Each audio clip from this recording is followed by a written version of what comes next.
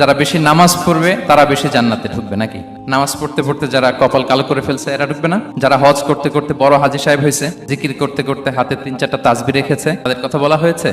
এগুলো নিঃসন্দেহে অনেক বড় আমল, কিন্তু সবচাইতে বেশি জান্নাতে প্রবেশ করাবে যে আমল, বিষ্ণু বললেন, এক হচ্ছে আল্লাহর ভয়, আরেক হচ্ছে সর্বোত্তম আচরণ। প্রিয় ভাইরা, ইসলামের মেজাজটাকে চিনে নেন, ইসলামের এসেন্সটাকে বুঝে নেন। আমরা ভালো আচরণকে গুরুত্ব দিতে চাই না। অনেক নামাজি লোক দেখবেন নামাজ পড়তে পড়তে কপালে কালো দাগ ফেলে দিচ্ছে, বাসায় বউয়ের সাথে খারাপ আচরণ করে, খিটখিটে মেজাজের, প্রতিবেশীর সাথে শুধু ঝগড়া। অনেক বড় হাজি, একদিনও কোরআন তেলাওয়াত মিস হয় না, তো এত ইবাদত করেও সে ইসলামের আসল এসেন্সটাকে ধরতে পারে নাই। বিষ্ণু বললেন সবচেয়ে বেশি জান্নাতে প্রবেশ করাবে যে দুটি আমল, একটি হচ্ছে তাকওয়াল্লাহ, আল্লাহর ভয়, আরেকটি হচ্ছে উত্তম আচরণ, সর্বোত্তম আচরণ। তো আমরা যেন উত্তম আচরণের অধিকারী হই।